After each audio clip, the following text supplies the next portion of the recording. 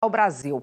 Ontem, mais 100 pessoas conseguiram autorização para voltar para casa. Então vamos lá para a fronteira falar com a repórter Prisciele Venturini, que tem outras informações para a gente. Prisciele, bom dia. Tem uma previsão aí de que mais 30 brasileiros consigam voltar hoje.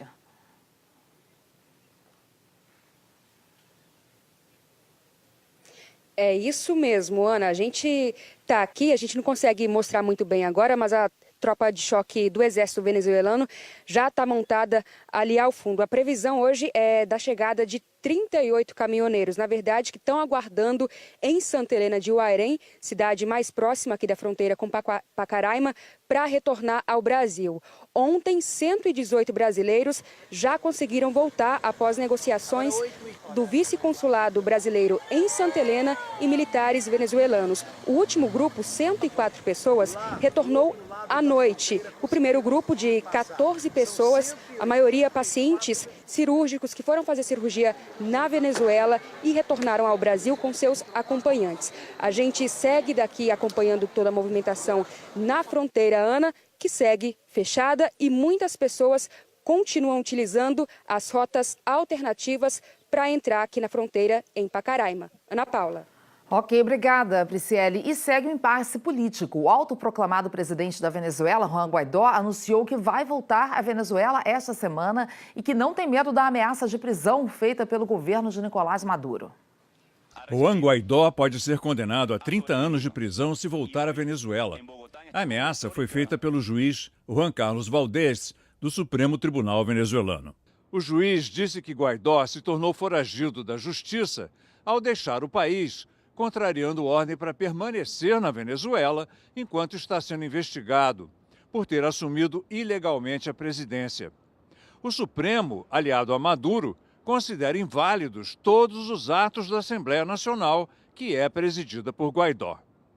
O autoproclamado presidente interino disse numa entrevista a uma TV colombiana que voltará esta semana à Venezuela e que, se tentarem prendê-lo, há toda uma estratégia montada. Insistiu que nada deterá o que chamou de a primavera venezuelana. Contou que a mulher dele, que está em Caracas, sofreu ameaças. Na ONU, o enviado especial do presidente Trump para a Venezuela, Elliot Abrams, disse que seu governo está muito preocupado com a segurança de Guaidó.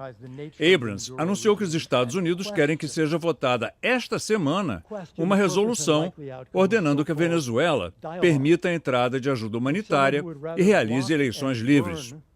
Dois países que apoiam Maduro, Rússia e China, têm poder de veto e, portanto, poderão bloquear essa resolução.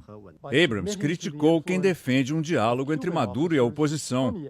Um deles é o próprio secretário-geral da ONU, o português Antônio Guterres. Perguntem a Jorge Ramos, da Univision, sobre o valor do diálogo com Maduro, disse Abrams. Foi uma referência a um dos mais conhecidos jornalistas de língua espanhola nos Estados Unidos, que ficou detido por 2 horas com sua produtora depois de uma entrevista com Maduro.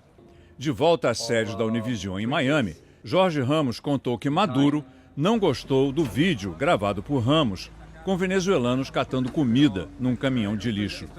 Outro jornalista, Daniel Garrido, da Telemundo, foi interrogado por 6 horas e também teve material confiscado pelo governo Maduro. Ele tinha fotografado os carros que levariam a equipe de Jorge Ramos para a deportação. Garrido chegou a ser dado como desaparecido. E a gente continuou falando dessa crise na Venezuela com Gerson Camarote, que está lá em Brasília. Camarote, bom dia. Você vem falando aqui, né, de que o Brasil defende a não intervenção na Venezuela. Esse é um princípio que vem ganhando força dentro do governo brasileiro. Isso, ganhou força no governo brasileiro e também ganhou força, se a gente pegar, inclusive, do ponto de vista continental, principalmente depois da reunião do Grupo de Lima, que aconteceu na segunda-feira, Ana. Então, ficou claro que essa posição brasileira, se antes havia alguma dúvida, até mesmo aqui no Brasil, não em relação à questão da intervenção militar, isso nunca foi cogitado aqui no governo brasileiro, mas você teve dúvida ali num dado momento, uma divisão dos integrantes do governo brasileiro em relação a essa ação humanitária, como seria feita, se valeria a pena ser feita, justamente para não parecer uma provocação e criar um pretexto com a Venezuela. Venezuela. O que a gente está vendo é que na região de fronteira, e essa informação que se tem aqui em Brasília, a situação já está bem normalizada, do ponto de vista de não ter mais qualquer tipo de pressão maior de um lado ou do outro. Então, essa é a maior preocupação no momento aqui em Brasília, é manter uma situação de conforto, ou seja, de evitar qualquer tipo de atrito na fronteira com a Venezuela, ali em Roraima. Então, essa é a prioridade. Ana. Mas essa é a posição do Brasil, dos nossos vizinhos aqui. Agora, os Estados Unidos não descartam a possibilidade de uma intervenção, ou seja, tudo pode acontecer, está tudo em aberto. Essa também é uma preocupação. O governo brasileiro tem deixado claro que sim, você tem que ter uma pressão diplomática forte, até mesmo você tem que ter algo de pressão econômica, agora sem a questão da intervenção militar, porque uma intervenção militar, uma coisa são os Estados Unidos, que está ali, tem uma distância regulamentar. Outra coisa, está acontecendo um conflito grave aqui na nossa fronteira, com consequências diretas para a América do Sul e principalmente para os países vizinhos. A solução tem sido colocada pelo Brasil, e aí o próprio vice-presidente Hamilton Mourão tem colocado a busca de uma saída honrosa em que sentido? Dar ali um escape para o Nicolás Maduro, ou seja, para que o ditador da Venezuela consiga sair e, principalmente, existe uma pressão para que haja uma negociação com esses militares. Essa casta de generais é que tem dado uma sobrevida longa ao Nicolás Maduro. Ana. Verdade. Obrigada, Camarote. Até mais. Nosso assunto agora é reforma da Previdência. O governo federal intensificou a articulação para aprovar a reforma.